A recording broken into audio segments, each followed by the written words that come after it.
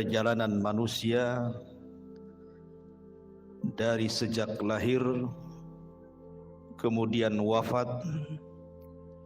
kemudian menuju alam akhirat, dan segala macam yang terjadi setelah kematian, sampai Allah masukkan kita ke dalam surga, atau na'udzubillah, mungkin sebagian manusia Allah masukkan ke neraka. Ini yang kita akan bahas. Memang pembahasannya panjang, jadi saya mohon minta kesabaran jamaah sekalian, karena saya akan berusaha menyingkat tetapi tidak menghilangkan yang penting-penting dari segi akidah yang wajib diimani oleh seorang mukmin. Ma'asyiral muslimin yang dimuliakan Allah Subhanahu wa taala. Kita tahu bahwa makhluk yang pertama kali Allah Subhanahu wa taala ciptakan adalah Arsyur Rahman, arsy Allah Subhanahu wa taala. Kemudian setelah itu Allah ciptakan air atau lautan di atas langit. Makanya Rasul mengatakan wa arsyuhu 'alal ma', dan arsy-Nya Allah itu di atas air. Kemudian setelah itu Allah Subhanahu wa taala ciptakan pena, dan Allah Subhanahu wa taala katakan kepada pena atau kolam, uktub kulla syai'in ila yaumil qiyamah, catat segala sesuatu yang akan terjadi sampai kiamat dibangkitkan. Maka kolam pun kemudian mencatat segala sesuatu yang kemudian diletakkan di sebuah papan yang disebut dengan lauh, dan papan tersebut dijaga oleh para malaikat sehingga disebut Lauhil Mahfuz. Maka setelah itu Allah Subhanahu wa taala menciptakan yang lainnya,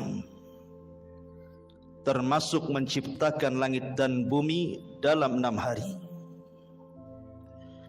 Dimulai hari Ahad, Allah ciptakan bumi 2 hari, Ahad dan Senin. Kemudian setelah itu Allah Subhanahu wa taala ciptakan langit hari Selasa dan Rabu. Kemudian Allah Subhanahu wa taala kembali ke bumi, dan Allah ciptakan segala sesuatu yang dihajatkan makhluk yang akan tinggal di bumi, seperti lautannya, hutan-hutannya, binatang-binatangnya, dari hari Kamis ke hari Jumat. Itulah yang disebutkan dalam Al-Quran bahwa Allah menciptakan langit dan bumi itu fi sittati ayyam, pada 6 hari. Makhluk yang berakal pertama yang Allah ciptakan adalah malaikat. Kemudian setelah itu jin. Baru makhluk yang berakal terakhir adalah manusia, dimulai daripada Adam alaihi salatu wassalam. Dan tartib ini berdasarkan sabda Nabi, khuliqatil malaikatu min nur, wa khuliqatil jan min marijim min nar, wa khuliqa lakum wa khuliqa Adam mimma wusifa lakum. Diciptakan malaikat dari cahaya, diciptakan jin dari ujung nyala api, dan diciptakan Adam sebagaimana yang Allah sifatkan kepada kalian, sepertilah bentuk Adam alaihi salatu wassalam. Tapi tentu penciptaan Adam akan berbeda dengan anak turunannya, karena Adam diciptakan oleh Allah Subhanahu wa taala secara langsung, di mana Allah Subhanahu wa taala perintahkan malakul maut untuk mengambil tanah-tanah dan sifat-sifat tanah yang ada di bumi, kemudian diangkat ke langit dan dibentuk. Setelah dibentuk sedemikian rupa, sehingga Allah katakan laqad khalaqnal insana fi ahsani taqwim, kami ciptakan manusia itu seindah-indahnya bentuk. Maka Allah Subhanahu wa taala tiupkan ruh, dan Allah perintahkan malaikat untuk sujud kepada Adam. Wa idh qala rabbuka lil malaikati isjudu li Adam fasajadu illa iblis. Dan ketika Allah perintahkan kepada para malaikat sujudlah kepada Adam, semua malaikat sujud kecuali iblis. Iblis tidak mau sujud. Dari sinilah penciptaan Adam sejak saat itu memiliki musuh yang disebut dengan iblis. Sebagian ulama mengatakan iblis ini dari kalangan malaikat yang maksiat. Tapi pendapat yang kuat, iblis ini dari kalangan jin, sebagaimana Allah katakan kana minal jin fa fasaqa an amri rabbi. Iblis itu bagian dari jin yang bermaksiat kepada perintah Allah Subhanahu wa taala. Kemudian Adam alaihi salatu wassalam Allah masukkan ke dalam sorga. Sorga itu sesuatu yang nikmat di dalamnya. Ada kebun-kebunnya, ada tanam-tanamannya, ada rumah-rumah yang indah, istana-istana yang megah, sungai-sungai yang luar biasa. Namun karena Adam hidup sendirian, Adam ketakutan di sorga. Sehingga Allah Subhanahu wa taala kehendaki untuk menciptakan satu makhluk yang akan menemani Adam di sorga. Tidurlah Adam. Tiba-tiba Allah ambil tulang rusuk yang paling atas, yang dekat jantung, yang paling bengkok sebelah atas, kemudian diciptakan Hawa dari tulang itu. Makanya Rasul mengatakan khuliqatil mar'atu min dila'in. Manusia, wanita itu diciptakan dari tulang rusuk yang paling atas, yang paling bengkok, yang dekat dengan jantung. Tiba-tiba Adam bangun, rupanya di sampingnya ada Hawa. Adam kaget dan mengatakan, man anti, siapa anda? Maka wanita ini mengatakan, ana Hawa. Hawa itu oksigen artinya. Kenapa disebut Hawa? Karena dicipta dari benda yang hidup. Adam itu makhluk yang hidup. Hawa tercipta dari Adam, maka disebut Hawa. Kemudian Adam mengatakan, untuk apa engkau ciptakan? Untuk apa Allah ciptakan dirimu? Hawa mengatakan, untuk menjadikan ketenangan bagimu. Dari sini Allah katakan, wa min ayatihi an khalaqa lakum min anfusikum azwaja litaskunu ilaiha wa ja'ala bainakum mawaddatan wa rahmah. Inna fi dzalika laayatin liqaumi yatafakkarun. Kalau dengar ayat ini rasanya ingat waktu kawinnya. Karena ini ayat yang biasa dibaca orang kalau menikah ya. Khutbah nikahnya mesti baca ayat ini. Wa min ayatihi, dan dari tanda-tanda kebesaran Allah, an khalaqalakum, Allah menciptakan kalian. Min, dari ciptaan ini Allah ciptakan yang lainnya azwaja, menjadi berpasang-pasangan. Untuk apa pasangan diciptakan? Litaskunu ilaiha, supaya memberikan ketenangan. Di mana suami tenang dengan istrinya, istri tenang dengan suaminya. Makanya orang yang tidak pernah menikah nggak akan tenang. Sak tenang-tenangnya pun tidak akan tenang dia. Gimana? Masak-masak sendiri kan itu. Nyuci-nyuci sendiri, gimana bisa tenang? Ya. Nggak akan tenang. Dan ketenangan itu mukjizat dari Allah Subhanahu wa taala. Dengan ketenangan itu lahirlah mawaddatan wa rahmah. Timbul rasa cinta, timbul pula kasih sayang di situ. Padahal sebelumnya tidak saling mengenal. Terkadang main jodoh-jodohan saja tuh. Tapi dari sini Allah ciptakan Hawa untuk Adam supaya Adam tenang di sorga. Tapi dengan hikmah Allah Subhanahu wa taala yang Allah kehendaki, yang sudah dicatat di Lauhil Mahfuz, Adam pun harus melakukan satu maksiat di sorga. Ketika Allah Subhanahu wa taala katakan wala taqraba hadhihi syajarah, jangan dekat-dekat pohon ini. Dekat saja tidak boleh, apalagi makan. Begitu bahasa Quran. Seperti Allah mengatakan wala taqrabu zina. Dekat zina saja tidak boleh, apalagi berzina. Karena kalau sudah mendekat pasti melihat. Kalau sudah melihat penasaran. Kalau penasaran ingin pula mencicipi. Akhirnya kemudian memakannya.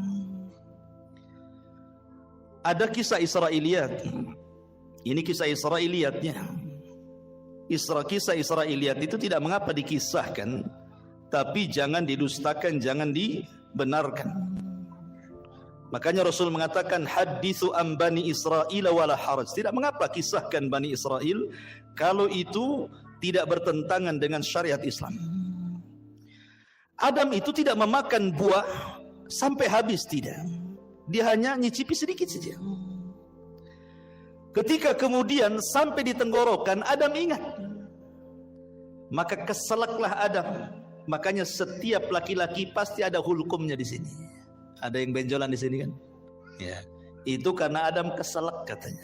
Keselak buah itu di sini. Buah khuldi. Adapun Hawa habis pula dia. Wah, beda pula laki-laki dengan perempuan. Biasanya perempuan agak rakus ya. Habis dia. Dengan sebab itulah maka Allah Subhanahu wa taala uji Hawa dengan keluar darah haid. Dari situlah maka keturunannya para wanita pasti setiap bulan akan keluar darah haid. Ini kisah Israiliyat. Maka kemudian Allah Subhanahu wa taala murka. Kemudian Allah Subhanahu wa taala usir Adam, Hawa dan iblis. Dan Allah katakan qulna bitu minha jami'ah. Keluar kalian semua dari surga. Hei Adam, hei Hawa, hei iblis, keluar. Fa imma ya'tiyannakum minni hudan fala khaufun 'alaihim wa lahum yahzanun. Kelak setelah kalian bertiga di bumi, kami akan turunkan petunjukku. Maka siapa yang mengikuti petunjukku tidak akan merasa takut dan tidak akan bersedih hati. Dalam ayat yang lain, fala yadhillu wala yashqa. Tidak akan tersesat dan tidak mungkin celaka. Dengan takdir Allah, iblis diturunkan di lautan, Adam diturunkan di Sri Lanka, dan Hawa diturunkan di Jeddah. Maka iblis membuat istananya di atas air. Kemudian Adam harus berjalan entah berentah ke mana. Begitu juga Hawa, tidak dijelaskan waktunya. Tiba-tiba kemudian keduanya berjumpa di Muzdalifah. Kemudian keduanya pun akhirnya sampai di Arafah. Disebut Arafah karena Adam mengetahui Hawa dan Hawa pun mengenali Adam, maka disebut Arafah. Arafah itu artinya mengetahui. Maka dari situlah Allah ajarkan satu kalimat. Kalimat yang siapapun membacanya gugur semua dosanya. Apa kalimatnya? Rabbana zalamna anfusana wa illam taghfir lana wa tarhamna lanakunanna minal khasirin. Inilah kalimat yang pertama diucap di kolong langit. Adam dan Hawa diajarkan kalimat ini. Fatalaqqa Adam mir rabbihi kalimat. Rabbana zalamna anfusana ya Rabb. Kami telah mendolimi diri-diri kami. Kalau engkau tidak merahmati dan tidak mengampuni dosa kami, tentu kami termasuk orang-orang yang merugi. Maka Adam dan Hawa pun Allah ampuni dosa-dosanya. Kemudian keduanya diizinkan untuk masuk ke haram. Maka Adam pun menetap di tempat yang di situ dibangun Ka'bah hari ini. Itulah tempat pertama di bumi Allah diibadahi oleh manusia. Disitulah Adam beribadah bersama Hawa. Kemudian Allah Subhanahu wa taala takdirkan Adam berhubungan dengan Hawa. Dari sini anak turunan Adam penciptaannya berbeda. Sebagaimana hadis Abdullah ibn Mas'ud radhiyallahu anhu. Ketika Allah Subhanahu wa taala menciptakan manusia, pertama kali Allah pertemukan air sperma, kemudian masuk ke rahim perempuan, maka 40 hari menjadi segumpal nutfah sperma. Kemudian 40 hari berikutnya menjadi segumpal darah. Kemudian 4 hari berikutnya menjadi segumpal daging. Kemudian terangkailah badan manusia. Artinya kalau sudah 4 bulan sudah berbentuk tuh. Mana kepalanya, mana tangannya, mana badannya, mana kakinya, di USG pun tahu kelaminnya sekarang. Disitulah Allah tiupkan ruh lewat para malaikat, dan Allah perintahkan malaikat itu tiupkan ruh kepada janin itu. Kemudian catat rizkinya, catat amalannya, catat ajalnya, catat su'ul khotimah dan husnul khotimahnya. Maka setelah 9 bulan, maka lahirlah janin tersebut menjadi manusia. Hawa melahirkan 20 kali, dan setiap lahiran selalu kembar, sehingga putra Adam berjumlah 40, 20 laki-laki dan 20 perempuan. Kemudian setelah anak-anak Adam kemudian besar, kita tahu bahwa tujuan diciptakan manusia itu disebut khalifah, karena Allah yang mengatakan inni ja'ilun fil ardi khalifah. Apa sih khalifah itu? Khalifah itu artinya yakhlufu ba'duhu ba'dha. Artinya manusia ini makhluk yang bergenerasi. Meninggal generasi pertama, lahir generasi kedua. Meninggal generasi kedua, lahir generasi ketiga, dan begitu seterusnya. Itu disebut khalifah. Sehingga Adam harus punya keturunan, karena Adam tidak mungkin hidup selamanya. Anak-anaknya pun tidak mungkin hidup selamanya. Makanya Allah syariatkan kepada anak-anak Adam untuk menikah, tetapi dengan cara silang, di mana masing-masing kembaran tidak boleh menikah dengan kembarannya, tetapi disilangkan dengan kembaran orang lain. Maka anak terbesar Qabil dan adiknya Habil diperintah untuk menyilang. Tiba-tiba Qabil terfitnah oleh iblis. Iblis datang kepada Qabil, mewaswasi Qabil, karena selama ini iblis berusaha untuk menggoda Adam dan Hawa. Adam dan Hawa sudah kapok, tidak mungkin digoda lagi. Cukuplah godaan terjadi di sorga, sehingga iblis tidak bisa menggoda Adam dan Hawa. Akhirnya yang digoda adalah anak turunannya. Datang kepada Qabil dan mengatakan jangan mau. Itu kembarannya si Habil itu jelek, kembaranmu cantik. Ngapain kau dapat jelek? Bagus dapat yang cantik. Dari sini kita tahu tabiat laki-laki itu suka yang cantik. Kalau perempuan ganteng itu bonus, yang penting kaya, ya kan, cukup gitu ya. Kalau perempuan, kalau laki-laki yang penting cantik walaupun kere. Akhirnya kemudian Qabil menolak, seolah-olah ini putusan bapaknya, bukan putusan Allah. Adam bukan ayah yang diktator. Dia berdoa kepada Allah untuk mencari solusi. Maka Allah Subhanahu wa taala perintahkan keduanya untuk berkurban. Dan Allah katakan watslu alaihim naba abnai adam bil haqq idh qarraba qurbanan fatukubbila min ahadihima wa lam yutaqabbal minal akhar. Ya Muhammad, bacakan kepada mereka tentang kisah 2 putra Adam yang dua-duanya berkorban untuk memperebutkan pasangannya. Allah terima salah satunya dan Allah tolak yang lainnya.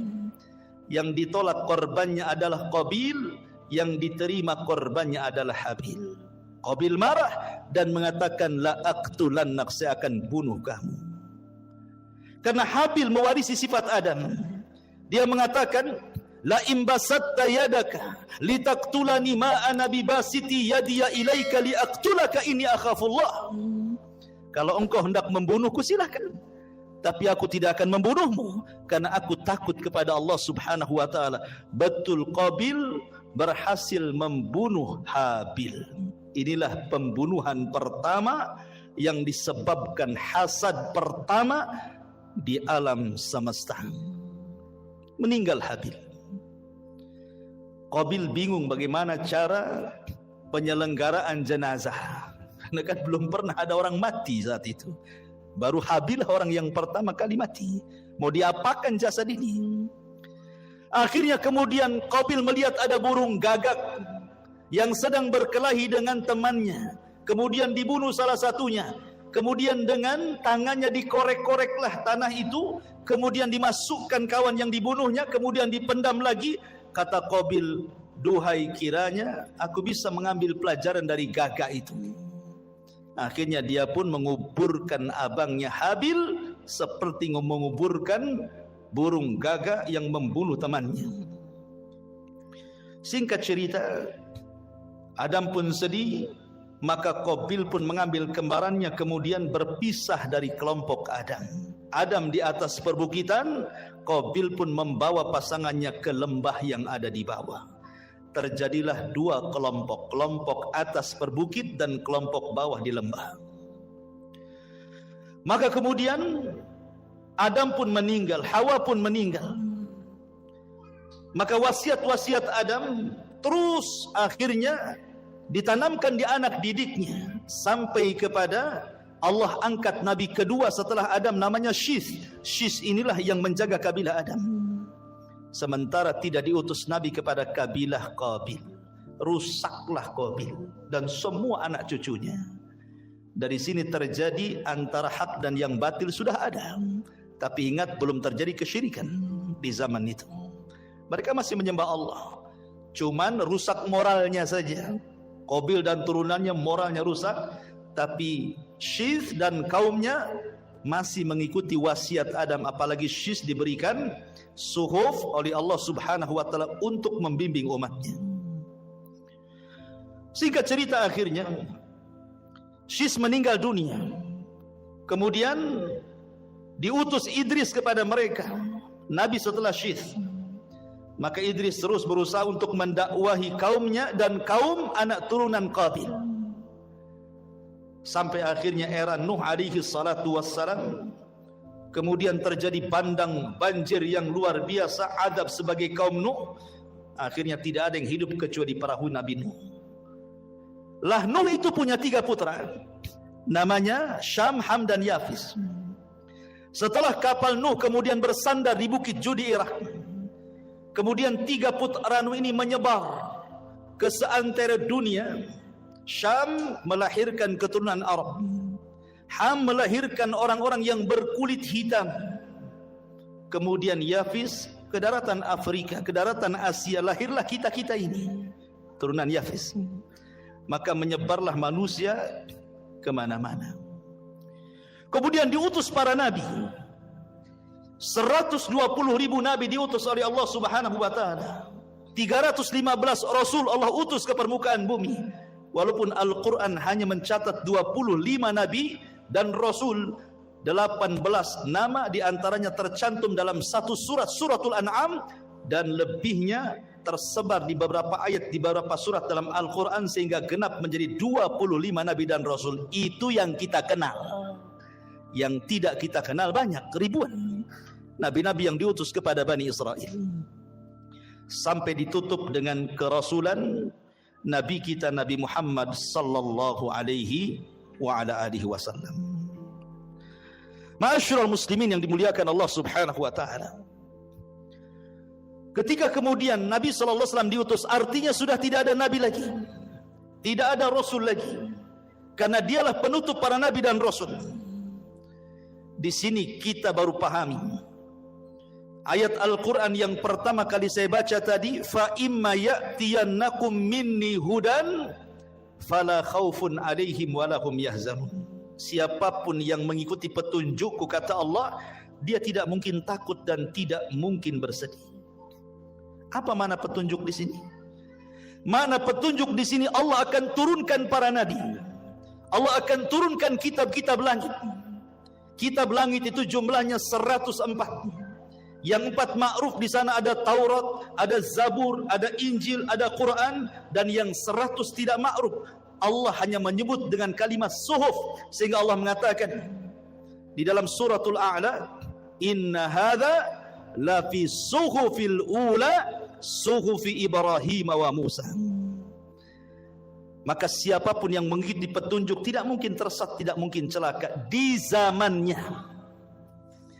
Ketika Allah turunkan kitab Taurat, kemudian diberikan kepada Musa, itulah petunjuk Allah. Maka di zaman itu siapa yang mengikuti Musa dan Taurat tidak mungkin sesat, tidak mungkin celaka. Kemudian datang era Zabur dan Daud. Maka siapapun yang mengikuti Zabur dan juga Daud di zamannya, maka mereka tidak mungkin sesat dan celaka. Kemudian datang era Injil dan Isa. Maka siapapun yang mengikuti Injil dan Isa di zamannya tidak mungkin sesat dan celaka.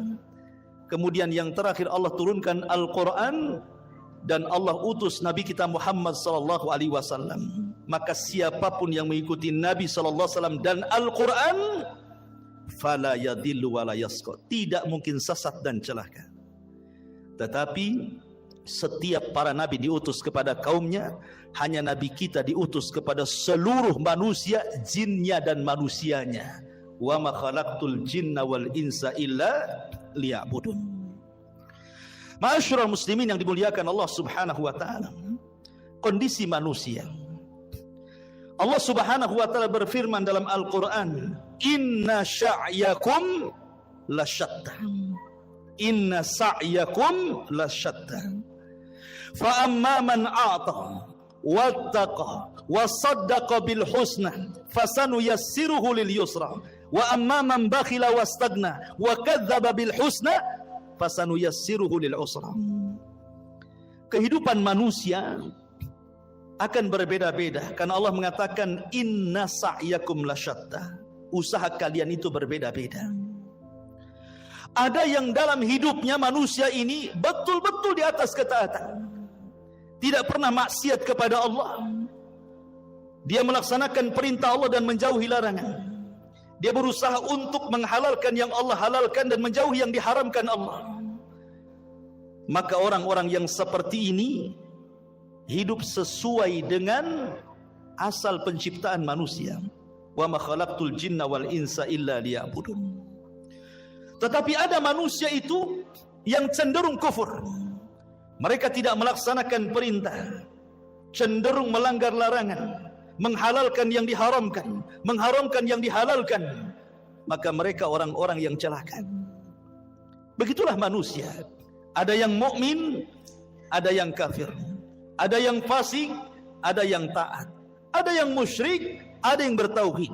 Ada yang beribadah, ada yang bermaksiat. Begitulah macam-macam manusia.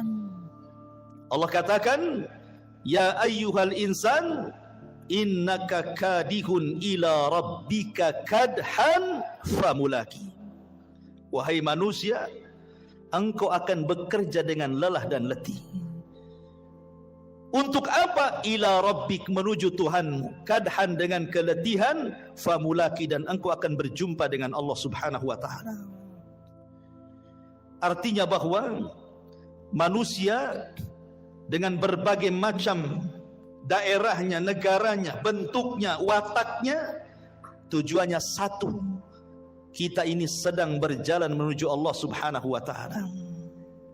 Mau tidak mau kita akan berjumpa dengan Allah. Tapi ada yang berjumpa dengan Allah, Allah senang dengan kita. Ada orang yang berjumpa dengan Allah, Allah benci dengan kita. Man ahabba liqa Allah, ahabballahu liqa'ah. Wa man kariha liqa Allah, karihallahu liqa'ah. Siapa yang cinta berjumpa dengan Allah, Allah suka berjumpa dengan kita. Siapa yang benci berjumpa dengan Allah, Allah pun benci dengan kita. Begitulah hidup manusia. Wa hadainahu najdain, kami pilih dua jalan. Ini jalan ke sorga, sudah dijelaskan jalannya. Ini jalan ke neraka, sudah dijelaskan jalannya. Tidak ada satupun jalan, baik ke sorga atau ke neraka, semua sudah dijelaskan. Tidak ada. Wa ma yatiru ta'irun fil hawa.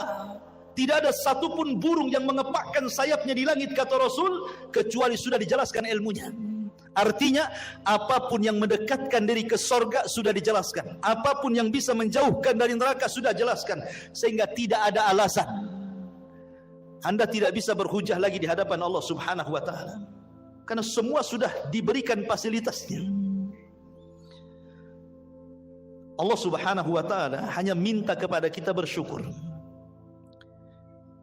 Ingat 5 kaidah. Al-ijad, al-i'dad, al-imdad, kemudian al-irsyad, al-is'ad. Pertama, ijad. Allah menciptakan langit dan bumi. Untuk siapa? Untuk kita. Ya. Allah ciptakan langit dan bumi itu untuk kita loh. Lihat matahari di langit. Untuk siapa? Untuk kita. Kalau nggak ada matahari, ibu-ibu nggak bisa jemur pakaian. Kan itu ya. Mungkin kalau nggak ada matahari, PLN sibuk tuh. Karena harus menerangi bumi 24 jam. Mungkin antum tiap bulan mungkin gerutu-gerutu. Mahal kali listrik ini. Padahal sekarang listrik cuma setengah hari saja kan. Malam saja. Itu saja kalau naik udah demo tuh. Gimana kalau nggak ada matahari? Iya kan? Bulan. Untuk siapa? Untuk kita. Ya. Kita bisa mengambil keindahan bulan, bintang-bintang, macam-macam. Apalagi bumi. Itu disebut ijad. Allah siapkan tuh langit dan bumi untuk manusia. Kemudian yang kedua, al-i'dad. Setelah Allah ciptakan, Allah persiapkan fasilitasnya.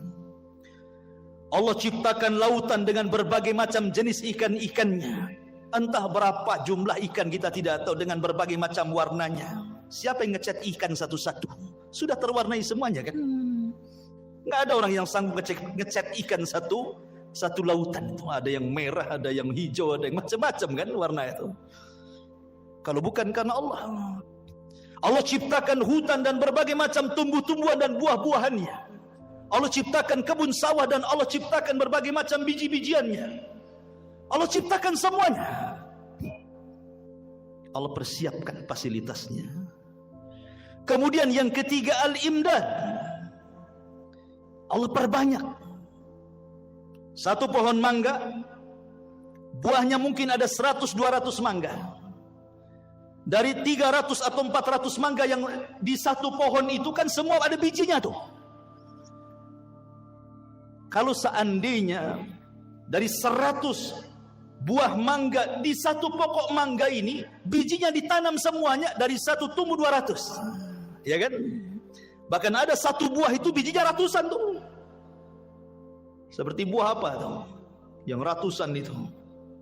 Delima kan coba. Satu pohon delima nih, buahnya kan banyak.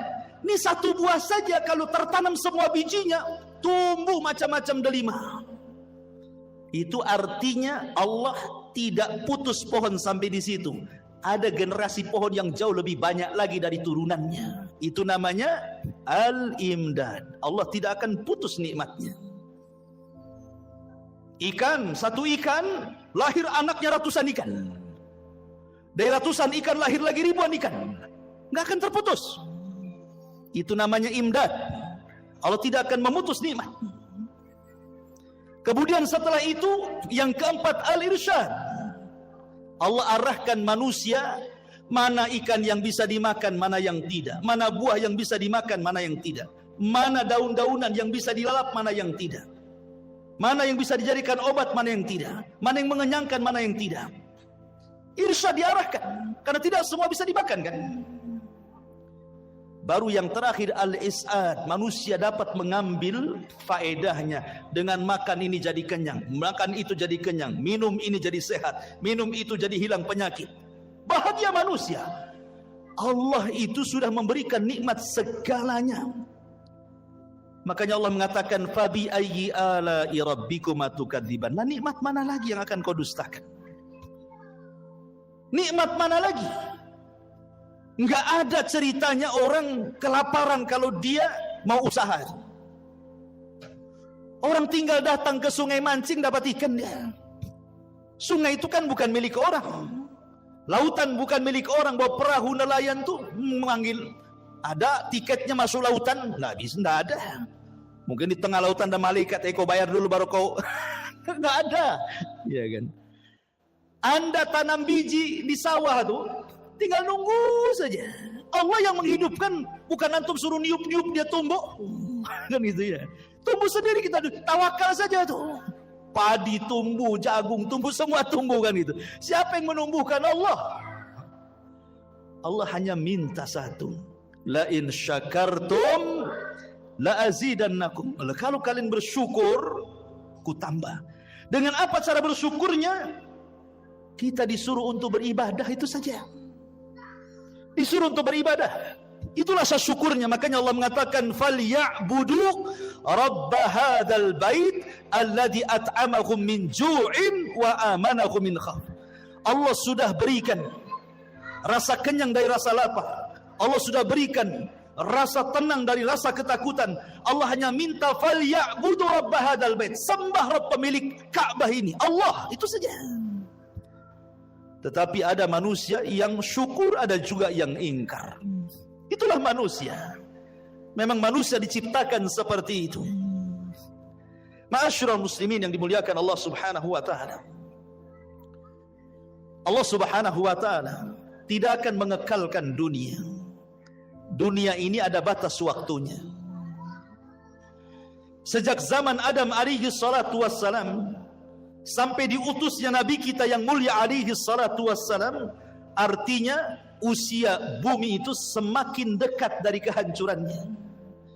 Karena Rasul yang mengatakan buistu ana was-sa'ah kahataini, diutusnya aku dengan tegaknya hari kiamat seperti ini.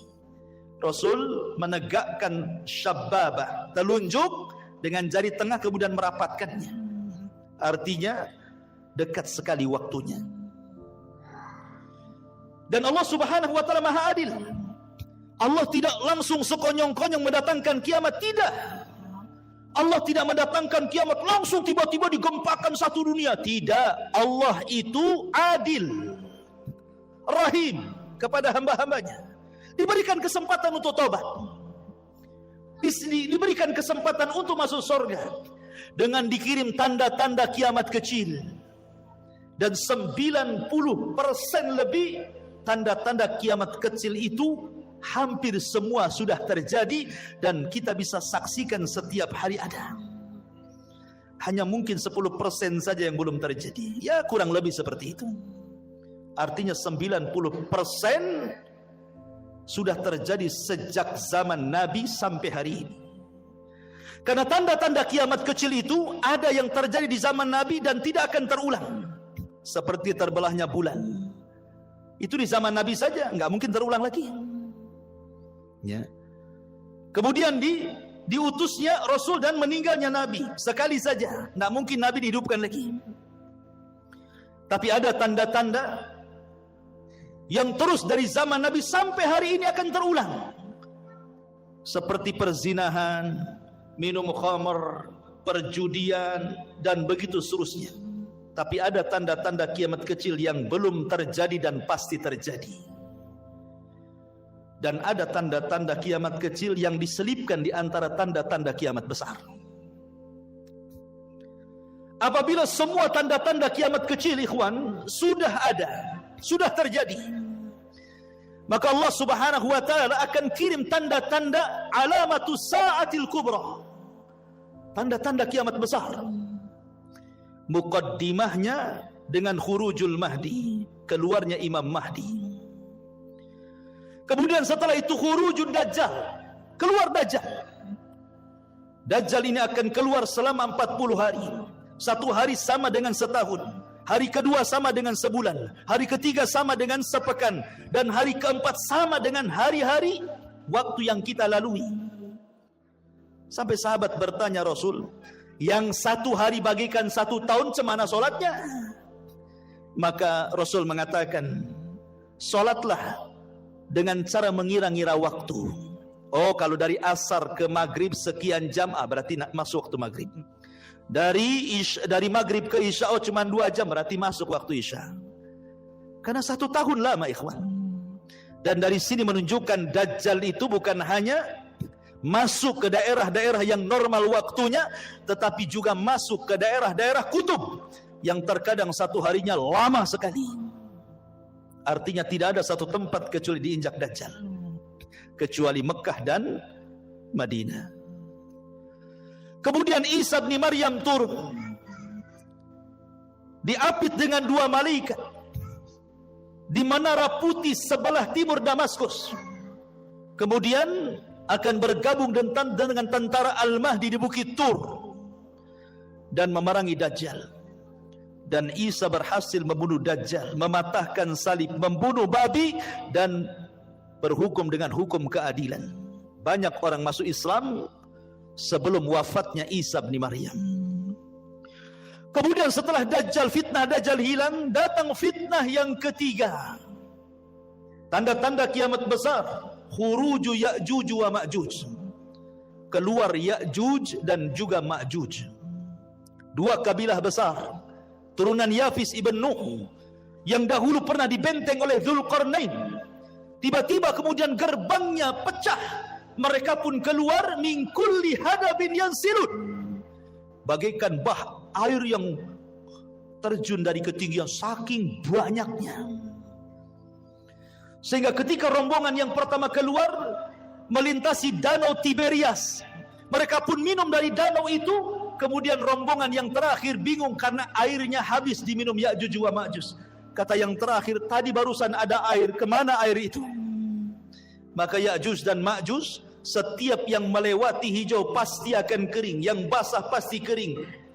Fitnahnya luar biasa. Dia akan membunuh ras di luar kelompoknya.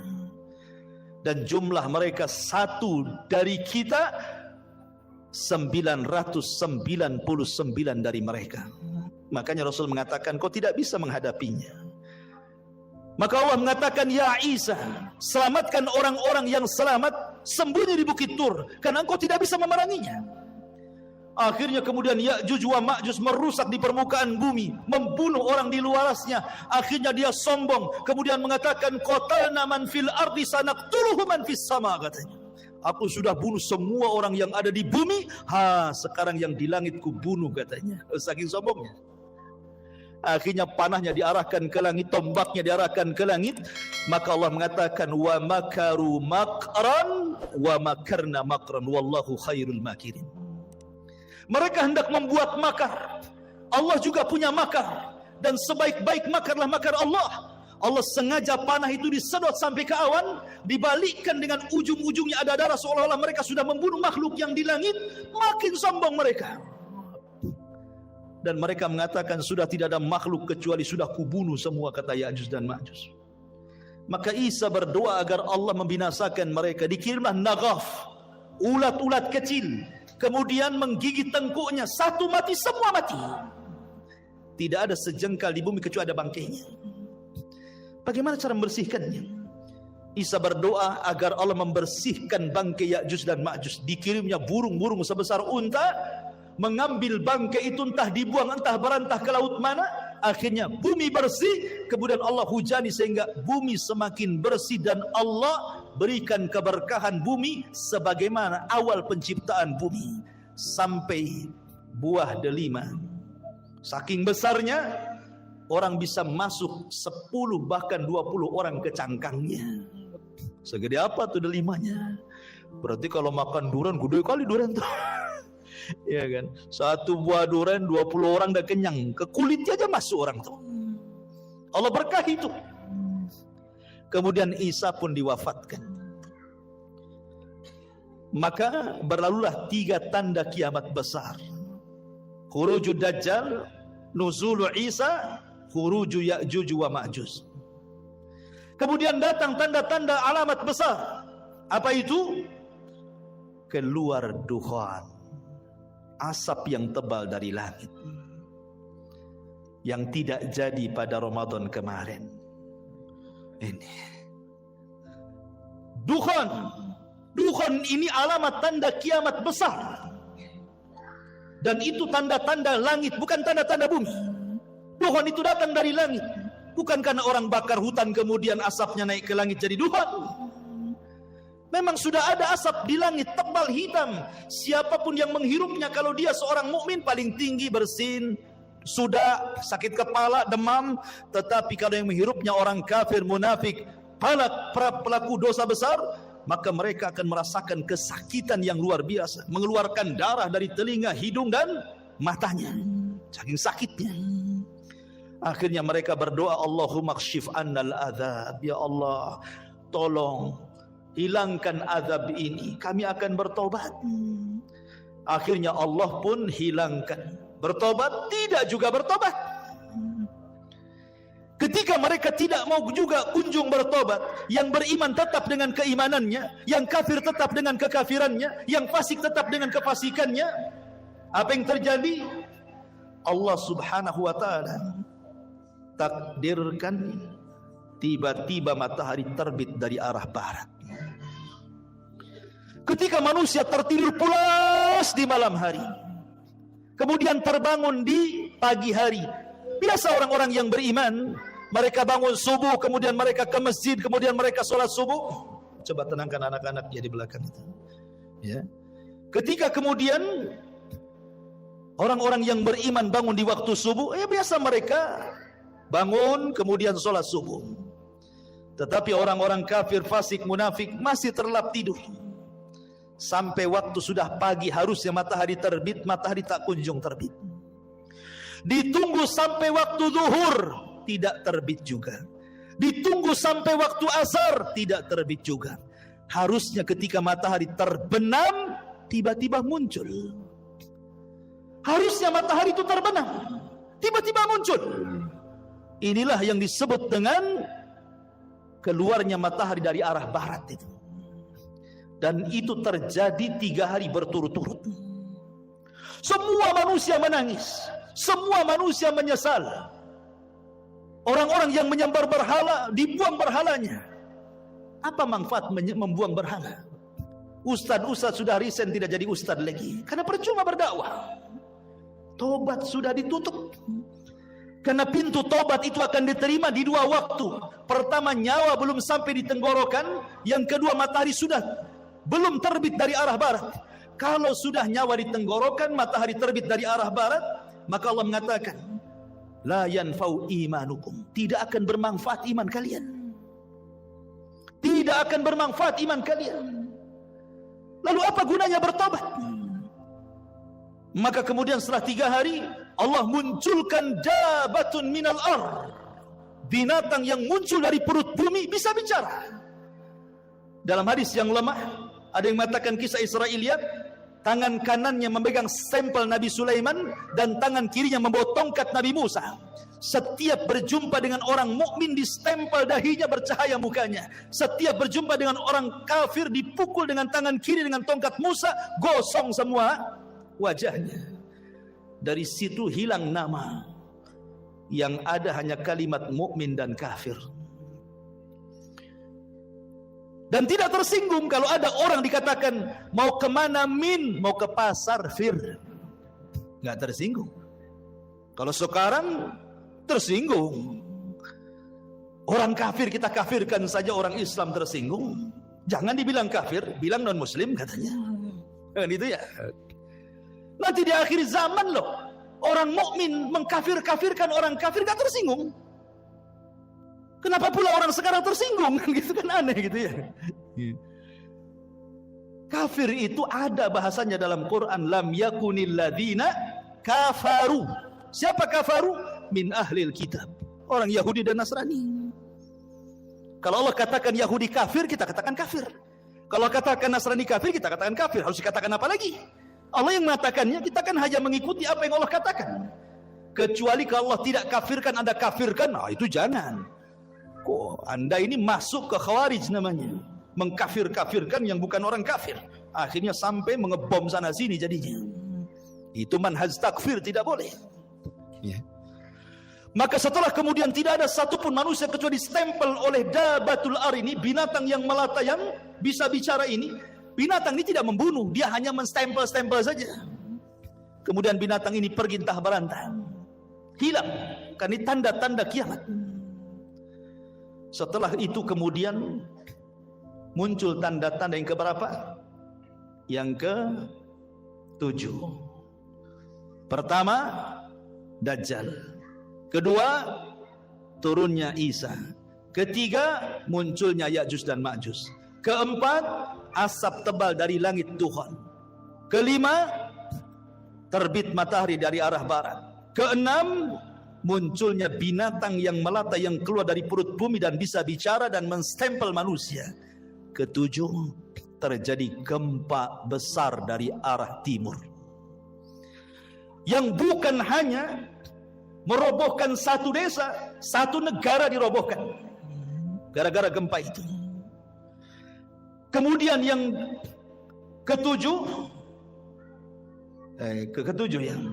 kedelapan, gempa dari arah barat. Setelah gempa dari arah timur, dari arah barat pula gempa. Negara-negara jatuh gara-gara gempa itu. Kemudian yang kesembilan, terjadi gempa besar di Jazirah Arab. Inilah yang disabdakan Nabi SAW, khasfun bil masyriq, wa khasfun bil maghrib, wa khasfun bi Jaziratil Arab. Gempa dari arah timur, gempa dari arah barat, gempa dari Jazirah Arab. Dan yang terakhir, khurujun nar, munculnya larva, munculnya api yang besar keluar dari perut Aden Yaman dan keluar dari negeri Hijaz. Kemudian api ini bergabung di antara dua tempat ini, menggiring manusia satu dunia, kemudian mengarahkan mereka ke negeri Syam. Api ini tidak membakar manusia, tapi dia membakar yang lainnya, karena tugasnya menggiring manusia sampai ke Syam. Setelah di Syam inilah yang disebut dengan Ardul Mahsyar, bumi perkumpulan manusia satu dunia di situ. Kemudian Allah kirim angin yang sepoi-sepoi, yang dingin banget angin ini. Angin ini masuk ke ketiak-ketiak orang yang masih punya iman walaupun sebiji darah. Kemudian Allah cabut nyawanya, sehingga tidak ada yang beriman lagi di permukaan bumi. Disinilah Nabi SAW mengatakan, la taqumu sa'ah illa ala syiraril khalqi. Tidak mungkin tegak hari kiamat kecuali orang-orang yang hidup di permukaan bumi, tersisa orang-orang kafir. Orang yang beriman tidak akan merasakan kiamat, karena sudah mati semua. Yang merasakan kiamat itu orang kafir, yang Allah katakan yauma, pada hari ketiga, yanfukhu nafkhatan, di mana Allah Subhanahu wa taala memerintahkan malaikat Israfil untuk meniupkan sangkakala pertamanya. Apa yang terjadi? Idza zulzilatil ardu zilzalaha. Ketika tiupan itu ditiup oleh Israfil, maka satu bumi akan digempahkan. Wa idzal biharu fujjirat, maka semua air lautan ditumpahkan ke daratan. Wa idzan nujumun tasharat, semua bintang-bintang akan dijatuhkan.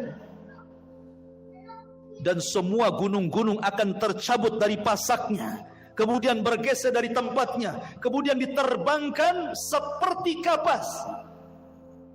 Ka'asfi ma'ful, seperti kapas. Kemudian dibenturkan di langit, kemudian dikembalikan ke bumi, hanya tinggal tanah, debu. Sehingga Allah mengatakan kal ihnil manfush, seperti kapas kalau diletakkan di kipas tuh terbang ke sana-sana. Itulah gunung. Berapa hari penghancuran seperti ini?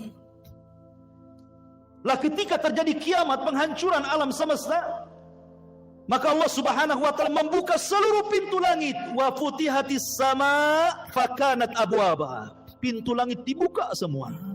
Semua malaikat keluar dari langit-langit itu. Karena langit akan digulung seperti kita menggulung kertas. Maka ketika betul-betul terjadi kiamat, Allah wafatkan semua para malaikat, Allah wafatkan semua jin, dan Allah wafatkan semua manusia. Tidak ada yang tersisa kecuali yang Allah Subhanahu wa taala izinkan untuk tidak dihancurkan pada hari kiamat. Seperti arsy, seperti kursi, seperti lauhil mahfud, seperti roh, seperti tulang ekor manusia, tidak dihancurkan. Tapi semua dihancur-hancurkan. Berapa lama? Hadis Abu Hurairah radhiyallahu anhu mengatakan 40, tanpa menyebut 40 tahun, 40 bulan, 40 hari. Pokoknya 40 lah kata Abu Hurairah. Ya bisa 40 hari kehancuran alam semesta, bisa 40 bulan, bisa juga 40 tahun. Karena ketika Abu Hurairah ditanya, ya Abu Hurairah, apakah 40 hari? Fa'abaitu, aku enggan menjawabnya. Apakah 40 bulan? Fa'abaitu, aku enggan menjawabnya. Apakah 40 tahun? Fa'abaitu, aku pun enggan menjawabnya. Pokoknya 40 lah kan itu. Itu antara tiupan sangkakala pertama ke tiupan sangkakala kedua. Hancur semua alam semesta ini. Hancur semuanya. Ini yang disebut dengan kiamatul kubra. Kiamat besar. Ada kiamat kecil, ada kiamat besar. Kiamat kecil apa? Idza mata ahadukum qamat qiyamatuhu. Kalau salah seorang di antara kalian mati, itulah kiamatnya. Tapi kalau kiamat besar bukan 1-2 orang mati, semua mati. Jinnya mati, malaikatnya mati, manusianya mati. Yang meniup sangkakala pun mati. Malaikat maut pun mati. Malaikat maut aja ikut mati. Ketika malakul maut datang kepada Allah Azza wa Jalla, dan Allah mengatakan, "Man abqait?" Siapa yang kau sisakan, kau tidak cabut nyawanya? Kata malaikat maut, tinggal Jibril, Mikail, Israfil. Kata Allah, cabut semuanya. Maka Jibril dicabut nyawanya, Israfil dicabut, Mikail dicabut. Kemudian malakul maut datang kepada Allah. Siapa lagi yang tersisa? Kata malakul maut, tidak ada ya Rabb illa abdukal fakir, kecuali hambamu yang fakir. Oh kalau gitu mati kamu, katanya. Mati juga dia. Ya. Maka ketika 40, di angka 40 terjadi kehancuran yang luar biasa itu, sudah tidak ada makhluk yang berakal lagi. Bumi sudah hancur, langit sudah hancur, semua sudah hancur. Apa yang terjadi? Allah Subhanahu wa taala berteriak, "Limanil mulkul yaum, limanil mulkul yaum." Kalian sudah tahu siapa yang berkuasa di alam semesta ini? Tidak ada yang menjawab. Enggak ada malaikat, enggak ada jin, enggak ada manusia, semua mati. Maka Allah jawab sendiri, "Lillahil wahidil qahar." Alam semesta ini pemiliknya hanya zat yang maha satu, yang maha perkasa, Allahu Azza wa Jalla. Itulah yang difirmankan dalam surah Al-Fatihah, Maliki Yaumiddin. Itu makna Maliki Yaumiddin itu, raja pada hari pembalasan. Maka setelah kemudian Allah Subhanahu wa taala atur kembali alam semesta untuk menjadi alam akhirat. Maka bumi yang kita pijak hari ini, Allah katakan yauma tubaddalul ardu ghairal ardh. Pada hari di mana bumi Allah hancurkan, kemudian Allah ganti dengan bumi yang baru. Kata para ulama, bukan bumi ini hilang datang bumi baru, tidak. Bumi yang kita pijak ini pula bumi padang mahsyar. Cuman bentuknya dirubah. Yang tadinya bulat kemudian dibentangkan. Yang tadinya kifata dilipat kemudian dibentangkan. Sehingga bumi yang sekarang kita lihat ada bukit, ada gunung, ada lembah, ada tinggi, ada yang merendah.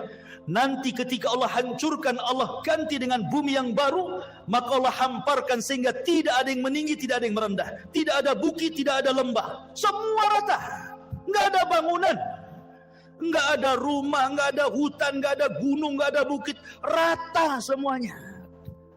Kenapa Allah ratakan wa idzal ardu muddat, dan apabila bumi diratakan supaya makhluk sejak Adam meninggal sampai yang terakhir mati muat di bumi itu. Sekarang bumi itu dalam bentuk bulat kan, lonjong atau bulat. Di bumi ini ada lautnya, di bumi ada hutannya, di bumi ada bukit, ada gunung. Tidak semua tempat dihuni manusia. Kalau seandainya bumi tidak dirubah, kemudian seluruh manusia dibangkitkan sejak Adam sampai yang terakhir mati, tidak akan muat bumi ini.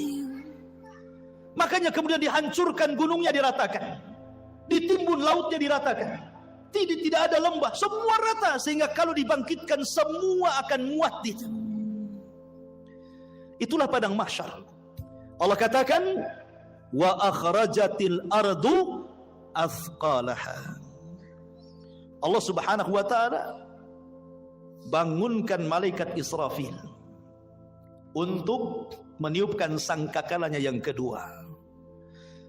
Ketika Israfil kemudian bangkit, kemudian meniupkan sangkakala keduanya, maka terjadilah yaumul ba'tsi wan nusyur, hari di mana manusia dibangkitkan kemudian dikumpulkan.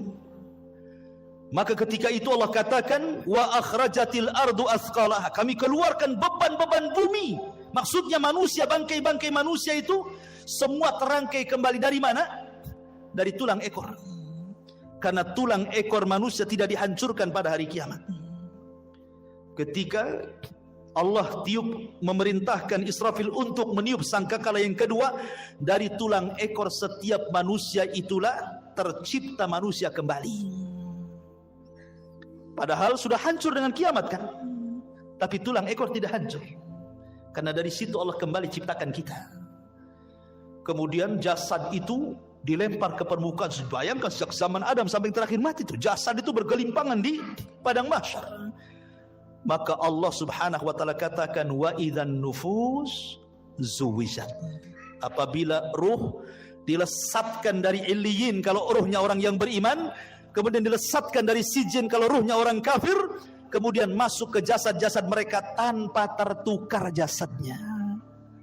Nggak mungkin antum tertukar dengan kawan antum. Salah ini, badan antum di sini kok ruhnya masuk situ? Enggak, pasti akan pas ruh dengan jasad ya itu juga. Ya. Disitulah manusia dibangkitkan. Ketika manusia dibangkitkan, orang-orang kafir ini digambarkan dalam surah Yasin. Ya wailana, man ba'atsana mim marqadina, katanya. Duhai celaka kami, siapa yang membangunkan kami dari tidur-tidur kami ini? Maka mereka digambarkan seperti apa? Seperti larang. Al-qari'atu mal qari'ah wa ma adraka mal qari'ah. Yauma yakunun nasu kal farashil mabsus. Seperti laron. Antum tahu laron? Laron ini kalau ada lampu, maka dia akan mengejar lampu. Dan mereka terbangnya tidak ada aturan, sehingga karena tidak ada aturan diterjang kawannya. Besoknya jatuh semua, sayapnya tak kemana-mana. Begitulah kondisi manusia pada hari kiamat. Orang-orang kafir yang ke barat lari ke timur, yang dari timur lari ke barat, yang selatan lari ke utara. Mereka tidak ada tujuan seperti larang. Yauma yafirrul mar'u min akhihi wa ummihi wa abihi wa sahibatihi wa banihi likulli imri'in yauma idzin sya'nun yughni. Di mana orang lari dari saudaranya, lari dari ibu bapanya, lari dari pasangan dan anak-anaknya. Semua manusia sibuk dengan sendirinya, kecuali orang-orang yang beriman. Dibangkitkan tidak lari. Di sampingnya sudah ada pasangan istri, suaminya, anak, ibu, kakek, semua. Walladzina amanu wattaba'athum walladzina amanu. Dan orang-orang yang beriman, wattaba'athum dzurriyyatuhum biimanin. Kemudian keimanan diikuti oleh keluarganya. Alhaqna bihim dzurriyyatuhum. Maka kami kumpulkan keluarga yang beriman di satu tempat.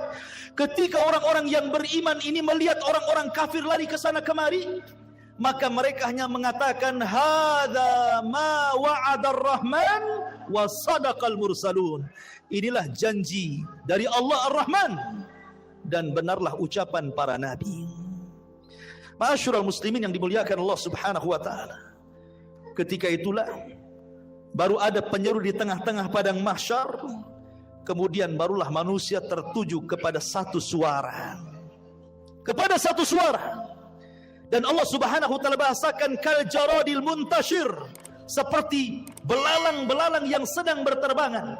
Belalang itu kalau terbang bersama koloninya pasti akan tertuju kepada satu titik. Maka semua tertuju kepada satu titik. Di sini disebut dengan ardul mahsyar. Kita akan dikumpulkan. Ya. Ketika mereka dibangkitkan, Nabi SAW mengatakan, yuhsyarun nas yaumal qiyamah khufatan, uratan, ghurlan, buhman. Ketika manusia dibangkitkan khufat, tidak pakai celana, tidak pakai baju, telanjang bulat. Kemudian tidak dikhitan. Kemudian tidak pakai sandal. Kemudian tidak membawa harta di badan. Mau siapapun anda mau presiden, mau menteri, mau orang kaya, dibangkitkan sama. Karena di hari itu tidak ada yang membedakan antara si kaya dengan si miskin, si pejabat dan si rakyat. Semua sama. Dibangkitkan seperti itu. Lalu apa yang disombongkan? Di padang mahsyar itu macam-macam manusia dibangkitkan. Ada yang dibangkitkan kecil sekali.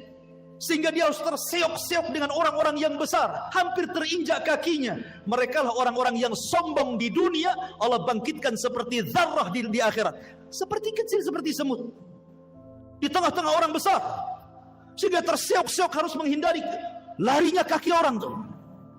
Ya, di dunia dia merasa besar, sombong, di akhirat Allah kecilkan.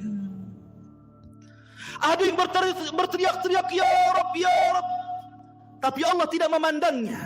Allah tidak mengajak bicara dengannya. La yanzurullahu yaumal qiyamah. Allah tidak akan melihatnya walaupun dia berteriak, ya Rabb, ya Rabb, ya Allah, ya Allah.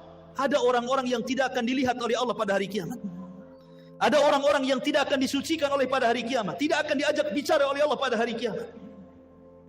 Ada orang-orang yang lari, tetapi mereka berjalan dengan kepala kakinya di atas. La haula wala quwata illa billah.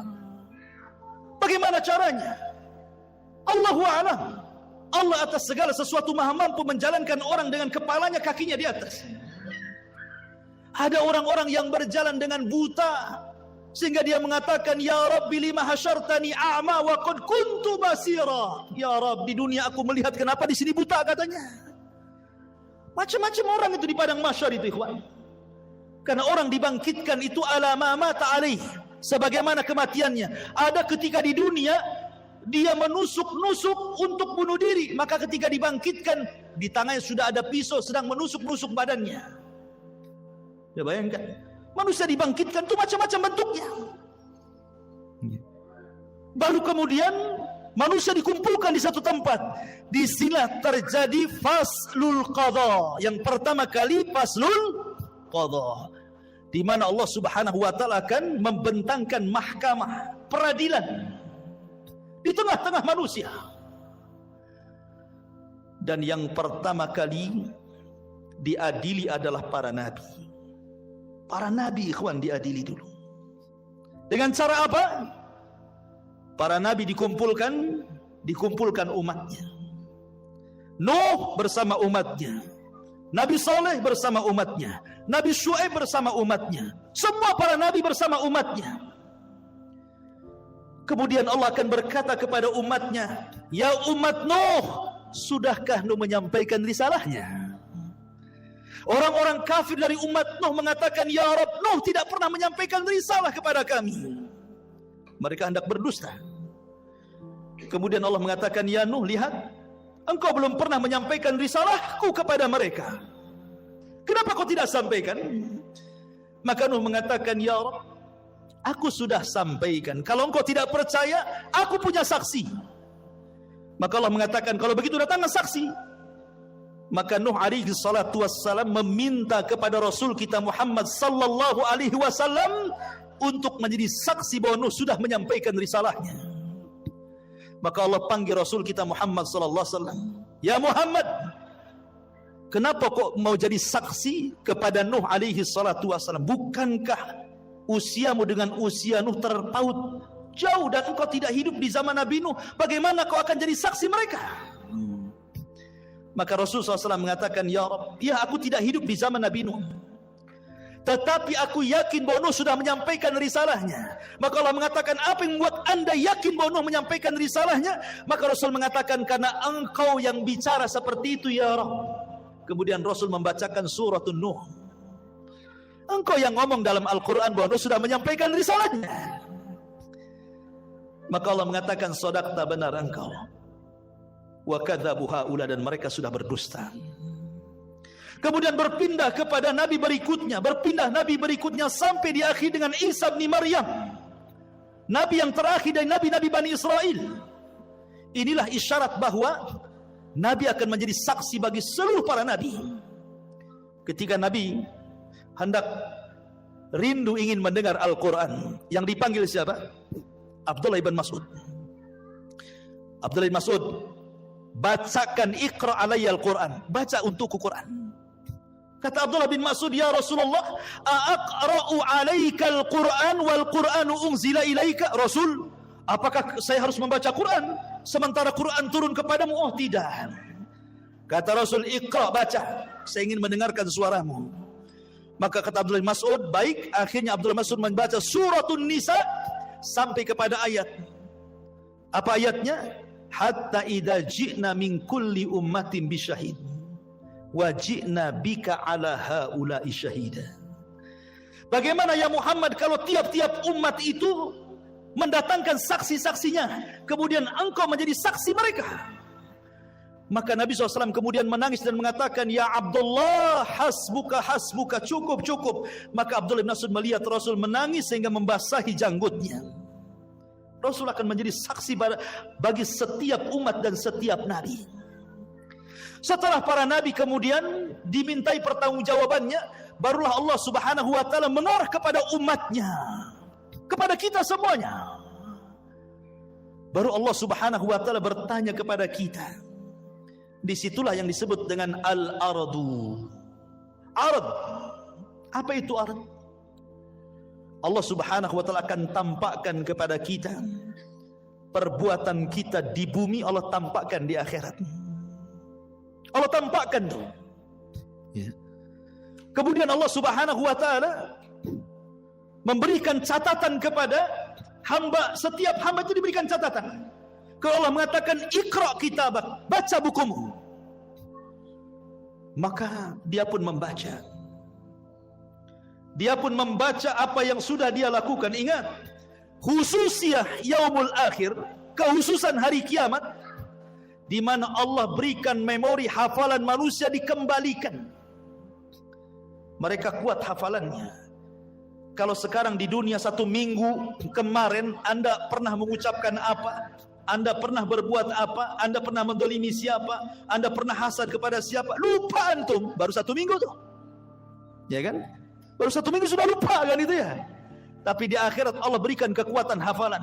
Sejak antum akil balik sampai antum diwafatkan, hafal antum. Oh, jam segini, hari ini, tanggal sekian-sekian, aku begini. Hafal. Untuk dicocokkan dengan catatannya. Dan ketika itu ikhwatu fiddin tidak bisa berdusta di hadapan Allah. Yauma nakhtimu ala afwahihim wa tukallimuna aydihim wa tashhadu arjuluhum bima kanu ya'malun.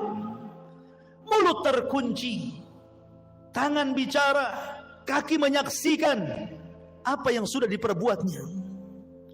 Bayangkan, saksi bukan hanya anggota badan, bahkan kulit jadi saksi.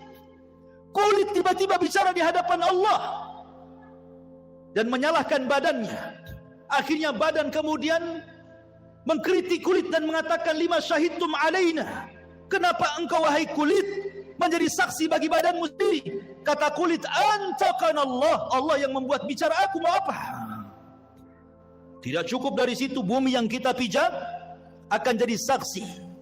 Karena yauma idin tuhadditsu akhbaraha, pada hari itu bumi menghabarkan kisah-kisah orang yang pernah di atas bumi itu. Lautan akan jadi saksi, langit akan jadi saksi, malaikat akan jadi saksi. Siapa yang bisa mungkir dari kesalahan, ikhwan? Semua jadi saksi. Di bumi antum bisa bayar lawyer, cari yang pandai bicara. Dia bisa mendustakan yang jujur didustakan. Di akhirat lawyer aja butuh lawyer. Lawyernya butuh lawyer, pengacaranya butuh pengacara. Tapi di akhirat tidak ada pengacara. Apa yang mau diacarakan? Nggak ada pengacara.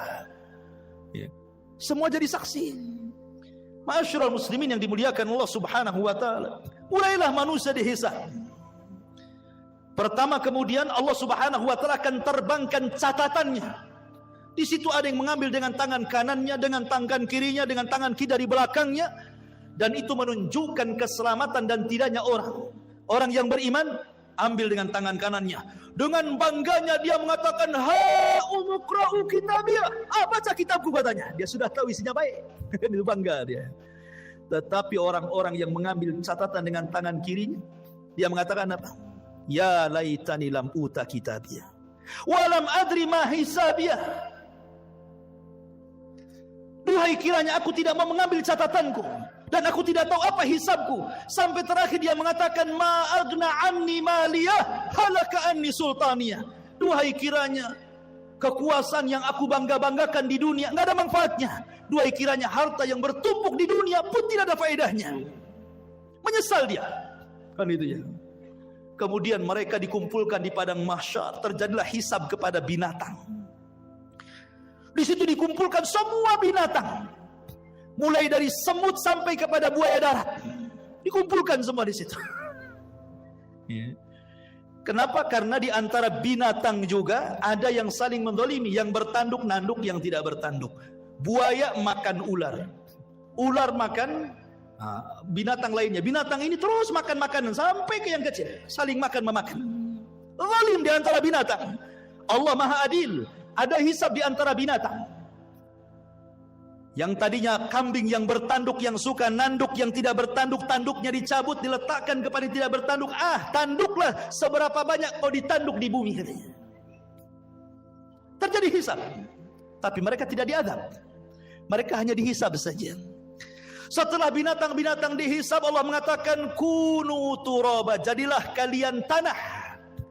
Orang-orang kafir melihat ketika binatang-binatang habis dihisab jadi tanah, maka mereka mengatakan, ya laitani kuntu turaba, duhai kiranya aku jadi tanah juga lah, katanya.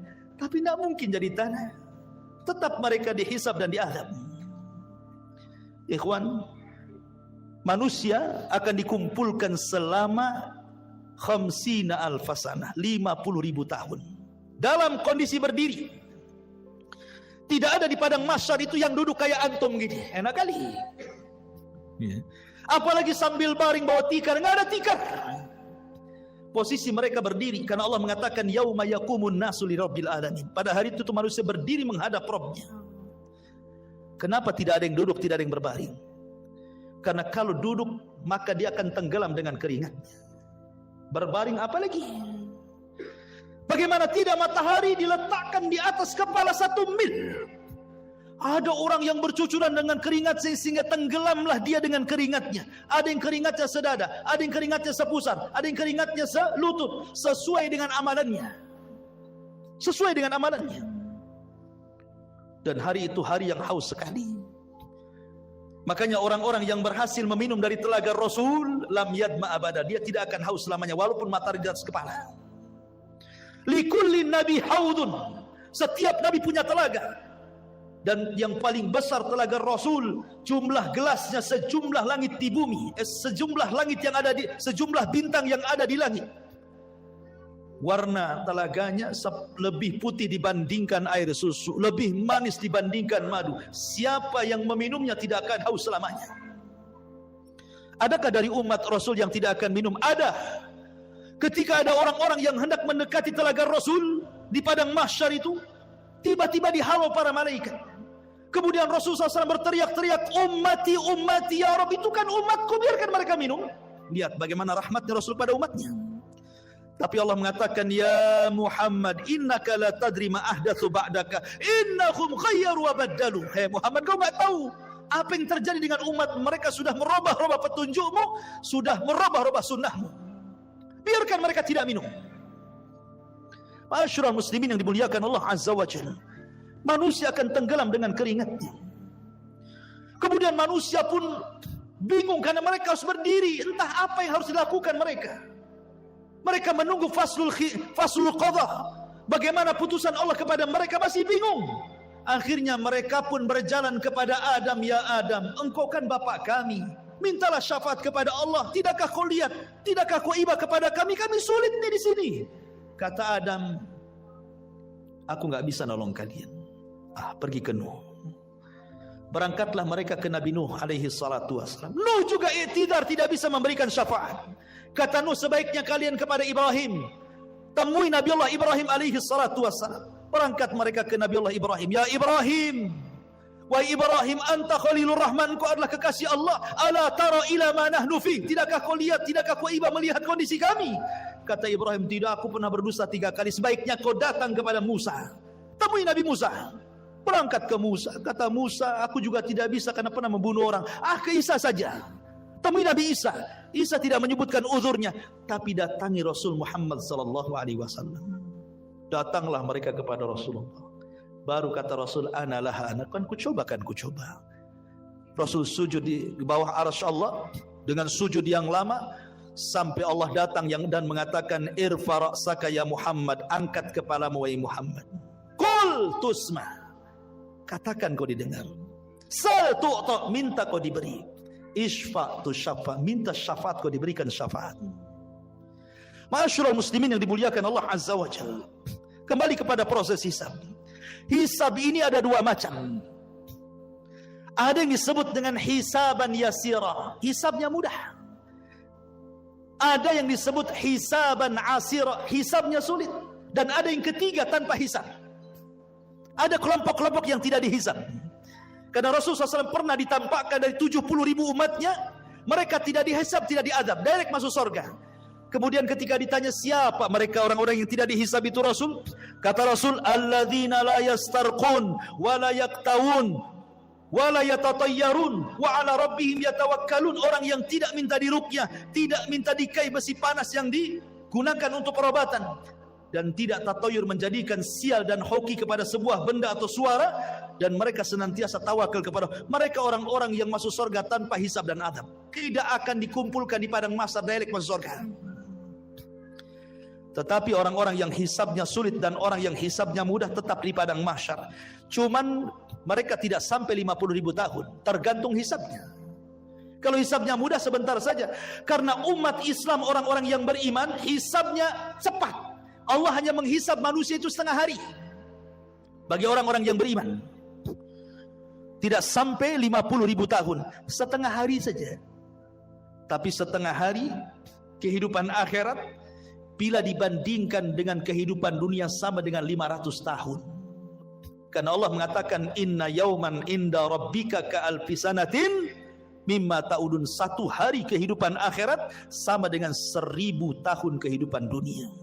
Berarti setengah harinya 500 tahun. Dan orang yang beriman yang mendapatkan hisab itu hanya dari ba'da zuhur ke ba'da asar saja, setengah hari. Tapi setengah hari kehidupan akhirat, bukan setengah hari kehidupan dunia. Ya, 500 tahun juga. Makanya orang-orang miskin lebih dahulu masuk surga setengah hari dibandingkan orang kaya. Orang kaya nunggu dulu 500 tahun baru masuk surga. Orang miskin dah masuk surga. Kenapa?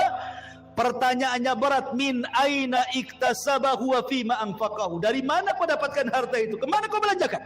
Kan itu ya. Banyak pertanyaannya. Kos-kosan 5 limanya ditanya. Kan itu ya. Antum punya apa lagi? Mobil 3 direntalkan, semua ditanya. Dari mana kau beli mobil itu?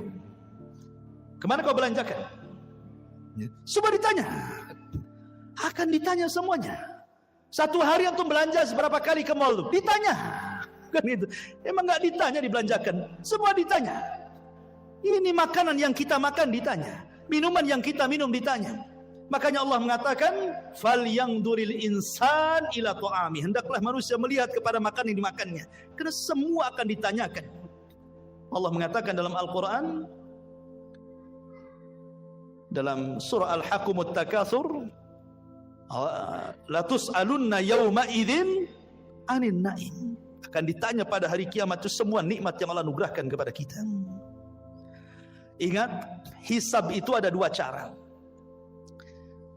Orang yang berdebat dalam hisab celaka dia, pasti masuk neraka. Man nukisha fil hisab halak, kata Rasul. Orang yang melakukan perdebatan dengan Allah ketika hisab celaka dia. Maksudnya apa? Allah akan mengatakan, dulu ku beri mata kau, sudah kau syukuri matamu? Jawab. Maka dia mengatakan, belum ya Rabb. Dulu kau beri telinga, itu sebagai amanah. Kau gunakan untuk apa telingamu? Untuk maksiat kau untuk taat? Oh, untuk maksiat ya Rabb. Terjadi dialog. Ya, kalau terjadi munakosah dialog seperti ini, celaka orang ini. Tetapi kalau yang kedua ini tidak terjadi dialog, dia hanya mengiyahkan saja kata Allah. Bukankah dulu di bumi aku berikan begini? Iya. Bukankah dulu di bumi aku berikan ini? Iya. Iya, gitu saja. Dia enggak bantah. Maka Allah mengatakan al-an satartuka wa ghafartu dzanabak. Al-an satartuka, sekarang kututupi dosamu. Wa ghafartu dzunubak, dan kuampuni dosa-dosamu. Ini hisaban yasira namanya. Hisab yang mudah, hanya ditanya tapi tidak perlu jawab.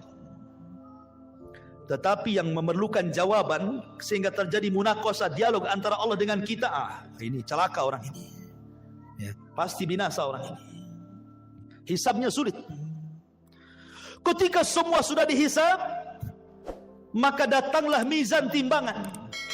Barulah timbangan. Faman thaqulat mawazinu fahuwa fi 'ishatir radiyah wa man khaffat mawazinu fa ummuhu hawiyah wa ma adraka ma hiya narun hamiyah. Siapa yang berat timbangan baiknya, maka dia dalam kehidupan yang diridai masuk surga. Tapi siapa yang berat timbangan buruknya, dipastikan masuk neraka. Ma'asyiral muslimin, setelah terjadi penimbangan amal, maka manusia mulai dikelompokkan tuh dengan sesembahannya masing-masing. Nyembah apa antum di bumi? Nyembah pohon, bersama pohon itu. Nyembah ular sendok, bersama ular sendoknya.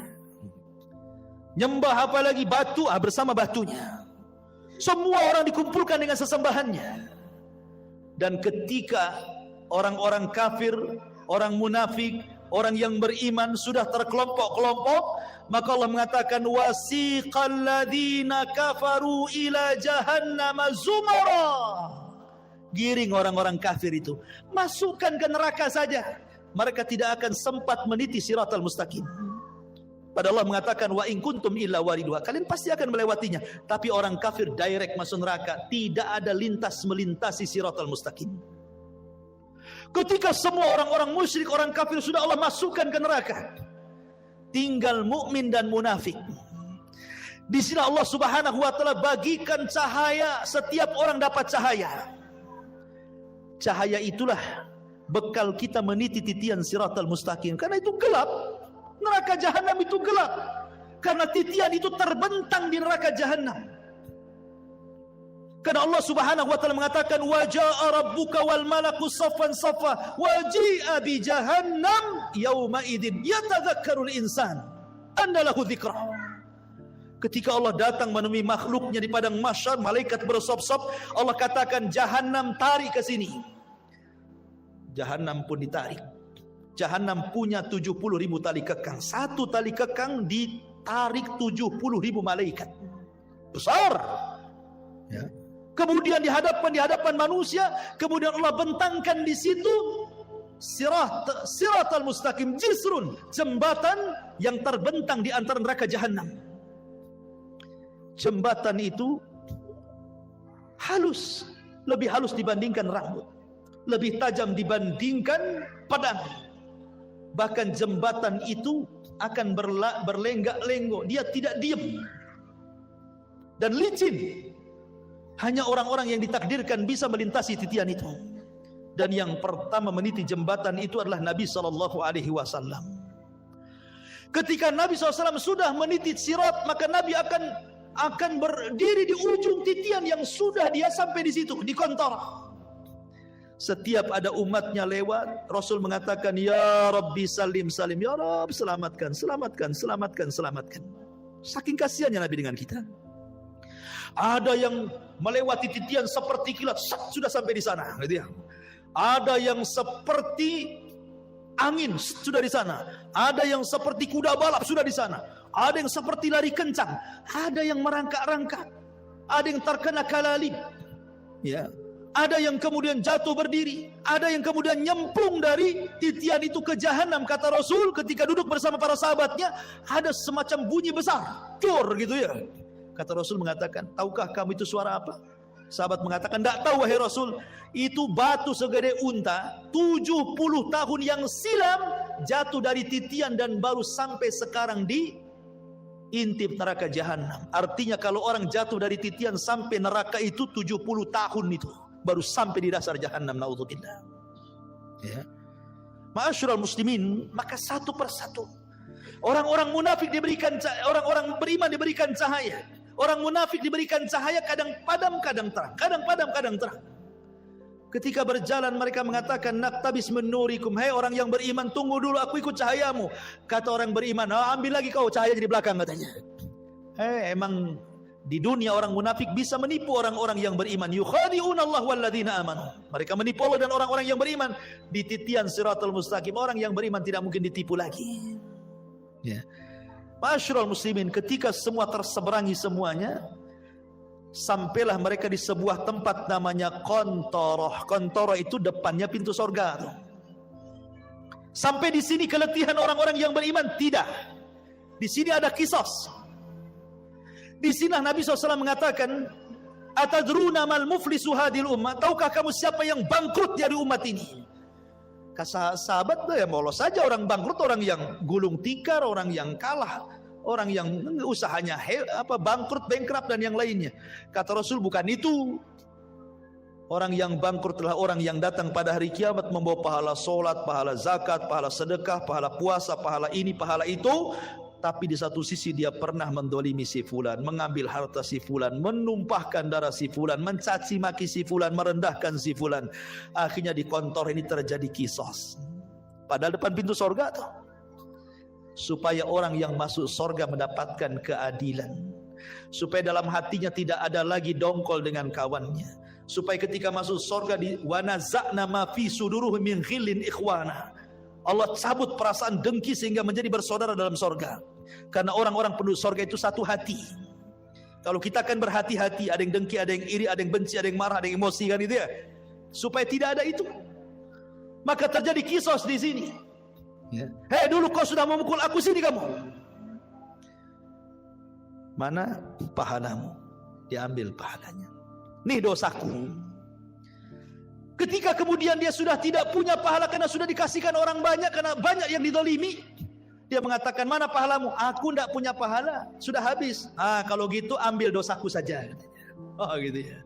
Fa in faniyat hasanatuhu, kalau sudah habis kebaikannya, maka nggak dilempar dosanya kepada dia.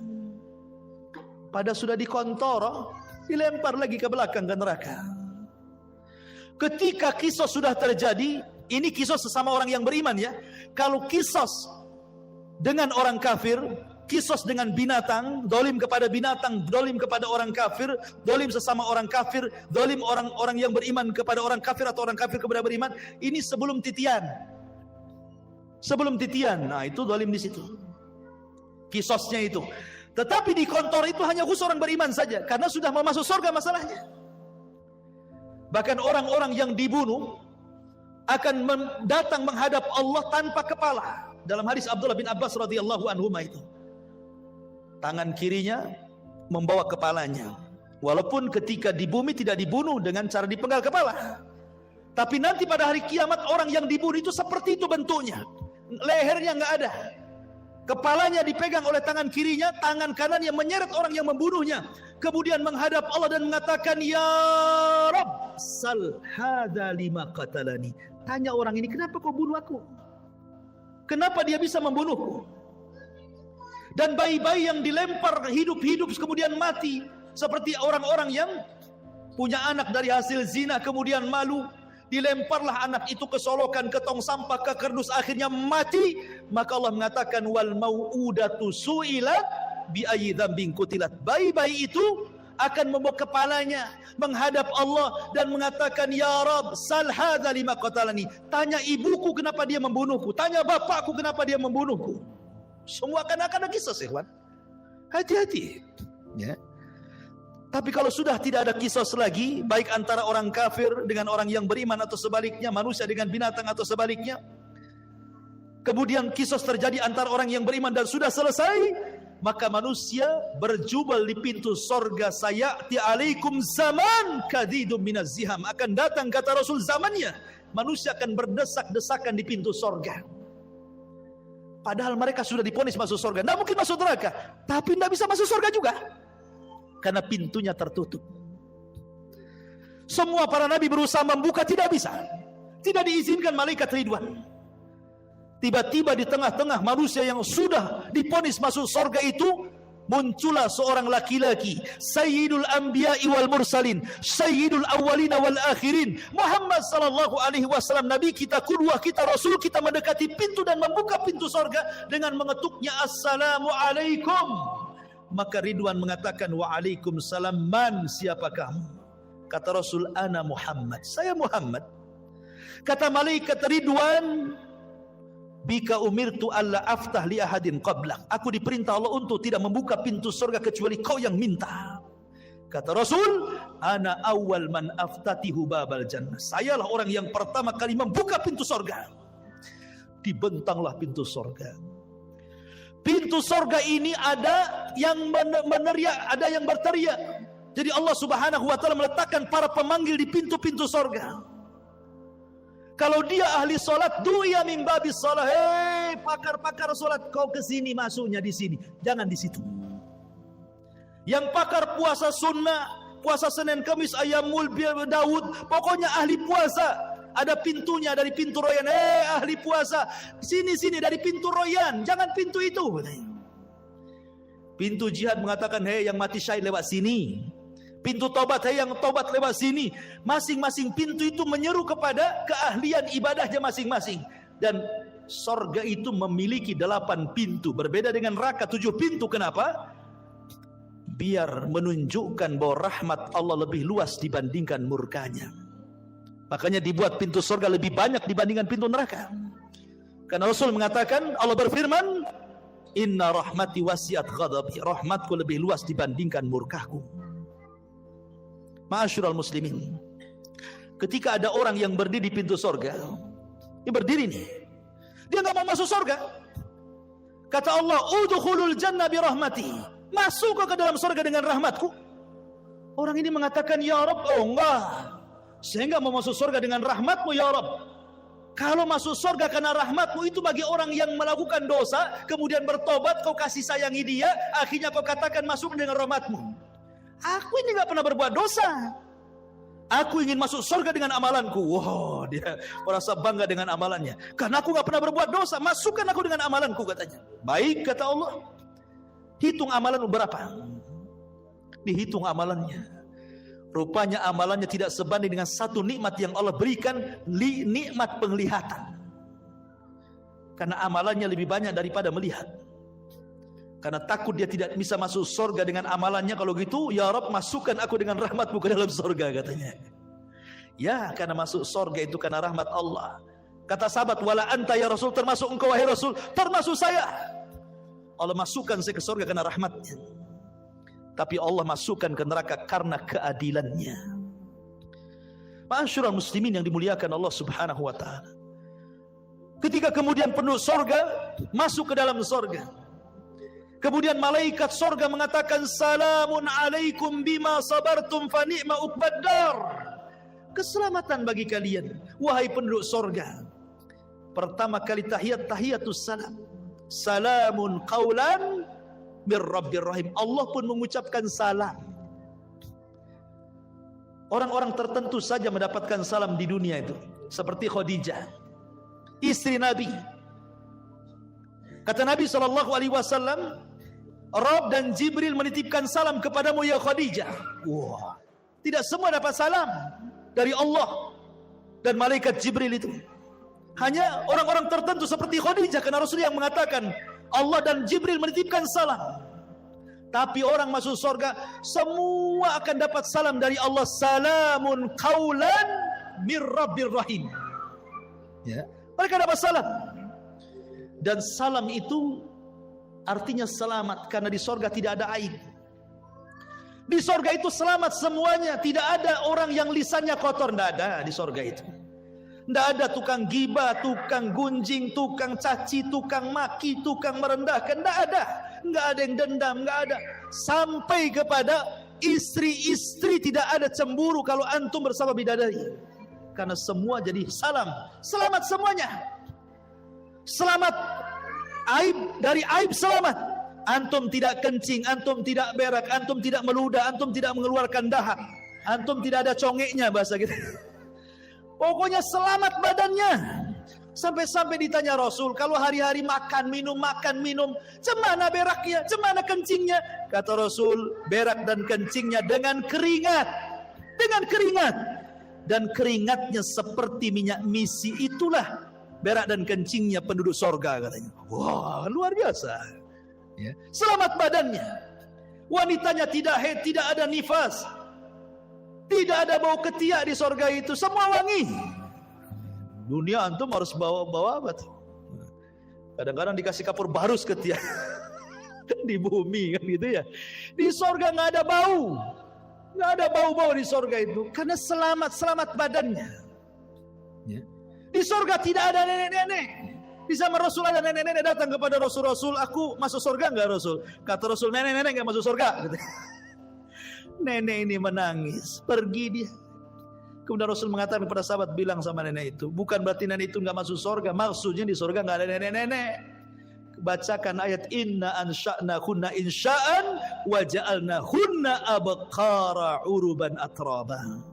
Kami jadikan nenek-nenek jadi gadis-gadis usianya 33 sampai 34. Semua sama usianya segitu. Ya. Dan sorga itu nikmatnya yazdah, bertambah dan bertambah. Ada sukul jannah, pasar sorga. Pasar ini setiap Jumat kalau di bumi, kalau di sorga namanya Yaumul Mazid, hari tambahan nikmat. Semua penduduk sorga ke pasar, yang laki-lakinya itu berjumpa dengan kawan-kawannya di pasar itu. Kemudian ngobrol cerita pengalaman antum di dunia. Oh, kita kan pernah ngaji di Odessa dulu, kenal nggak antum di samping saya? Nanti itu bicarakan semua itu, akan teringat dengan kehidupan dunia. Jadi pembicaraan nanti di pasar itu, pembicaraan kita di dunia, obrolan kita, bercandaan kita, semua akan dibicarakan di pasar surga itu. Di pasar surga itu ada jual beli, ya. Hanya untuk berjumpa dengan kawannya, ngobrol, minum, makan di situ enak-enak. Kemudian sebelum pulang habar riyah. Tiba-tiba Allah Subhanahu wa taala hempaskan angin, membawa debu, kemudian mengenai jasad-jasad orang yang ada di pasar surga itu. Fayazdad husnan wa jamala, maka dia akan bertambah gantengnya, bertambah sehatnya, bertambah kekarnya, bertambah indah. Ketika pulang istrinya enggak kenal. Laqad izdastum husnan wa jamala, wahai suamiku, kenapa kau makin tampan, makin ganteng, makin itu. Dalam kisah Israiliyat disebutkan, ini Israiliyat lagi ya. Jadi di pasar-pasar surga itu banyak gambar macam-macam. Ya, mungkin kalau di dunia itu antum tahu tukang cukur kan banyak tuh gambarnya kan. Ada yang jadi sebegini rambutnya, jadi sebegini rambutnya, jadi sebegini, kan banyak tuh. Tinggal tunjuk saja, cukur saya seperti ini. Nanti dicukur kayak gitu kan. Nah di surga itu akan dibentuk tuh macam-macam gambar yang ganteng-ganteng itu, tinggal nunjuk saja Anda akan seperti itu. Itu cerita Israiliyat. Ya. Ya. Oh kayak gitu. Kayak siapa? Antum kayak Abu Humairah, jadilah Abu Humairah. Gak mau lah, gemuk gitu. Jadi mereka pulang itu berjumpa dengan istrinya, kata istrinya, laqad izdaztum husnan wa jamala. Hei suamiku, kenapa kau makin ganteng? Kata suaminya, kau juga kenapa makin cantik, katanya. Jadi setiap minggu kenikmatan itu bertambah, makin ganteng, makin ganteng, makin ganteng. Makanan hari ini kalau dimakan besok lebih nikmat, kalau dimakan lusa lebih nikmat, dimakan lusanya lagi lebih nikmat, makin nikmat. Coba antum makan mangga, dibiarkan 1 bulan. Hari ini makan mangga, besok mangga dibiarkan 1 bulan. 1 bulan depan antum makan tuh mangga. Nanti atau setahun antum ada tinggal peloknya saja itu kan. Di sorga itu makin hari makin nikmat. Ya, kan luar biasa tuh. Makin hari makin ganteng. Coba antum hari-hari ke pasar sini, makin ganteng atau makin kusut tuh? Makin kusut kan itu. Stres, apalagi bawa istri yang dicatat beli bawang, pulang beli baju pula kan. Stres lagi. Makin turun alisnya. Ya. Ma'asyiral muslimin yang dimuliakan Allah Azza wa Jalla, ketika orang masuk surga, pertama yang dimakan apa? Dan pertama yang diminum apa? Yang pertama dimakan itu kabidil hut, hatinya ikan paus. Tentu ikan paus akhirat, bukan ikan paus di Saus kayak kan, istilah ikan paus. Kemudian makan air jahe. Jahenya jahe surga. Kata Abdullah bin Abbas, dunia dan surga itu hanya mirip nama, tapi hakikatnya berbeda. Di dunia ada jahe, air jahe, wedang jahe. Di surga ada wedang jahe. Hanya kesamaan nama, tapi hakikatnya berbeda. A'dadtu li ibadis salihin ma la ainun ra'at wa la udhunun sami'at wa la khatara ala qalbi bashar. Kenikmatan di surga itu tidak bisa dilihat mata, didengar telinga, terlintas pun tidak. Bagaimana caranya menggambarkannya? Jadi hanya kemiripan nama saja. Di surga ada pisang, di dunia ada pisang, tapi pisang surga beda rasanya. Di surga ada madu, di dunia ada madu, beda madu surga. Di surga ada khamr, Di dunia juga ada khamar, beda. Khamar di dunia ini paling rendah sakit kepala orang minum. Paling tinggi teler tidur di got. Ya. Tapi khamar di sorga itu ladzatul lisyaribin, lezat bagi peminumnya. Lezat. Ya. Ma'asyiral muslimin, dan di sorga Allah sudah peruntukkan satu orang mendapatkan 2 istana minimalnya. Karena Allah mengatakan waliman khafa maqama rabbih jannatan, bagi orang yang takut Allah sediakan 2 istana. Dan dia akan mendapatkan nikmat yang besar sebagaimana ahlun nar akan mendapatkan azab yang besar. Ketika penduduk sorga idza dakhala ahlul jannatal jannah wa idza dakhala ahlun narun nara, apabila penduduk sorga masuk ke dalam sorga, penduduk neraka masuk ke neraka, ji'a bil mauti ala suratil kabsi, didatangkan kematian dalam bentuk kambing gibas, disembelihlah kematian itu sehingga tidak ada kematian lagi. Maka datanglah penyeru kepada penduduk sorga, ya ahlal jannah la mautalakum wa ya ahlan nar la mautalakum. Hei penduduk sorga tidak ada kematian, hei penduduk neraka tidak ada kematian. Maka penduduk sorga akan mendapatkan nikmat selamanya, dan penduduk neraka akan mendapatkan adab selamanya. Itulah ringkasan perjalanan manusia dari kelahiran sampai wafat, sampai di padang mahsyar, sampai masuk ke dalam sorga dan neraka. Tentu yang saya ceritakan ini bagian kecil, hanya gambaran. Karena hakikatnya jauh dibandingkan yang diceritakan. Sehebat apapun orang menggambarkan sorga, sorga menyelisihi gambarannya. Karena sorga tidak bisa dibayangkan. Kita hanya menukilkan sabda-sabda Nabi, ayat-ayat Al-Quran, beginilah gambaran sorga. Karena tidak semua dibentangkan. Ya. Oleh karena itulah perlu keimanan yang kuat tentang adanya hari akhir. Makanya di antara satu dari rukun-rukun iman, al-imanu bil yaumil akhir, beriman dengan hari akhir. Wallahu a'lam bishawab.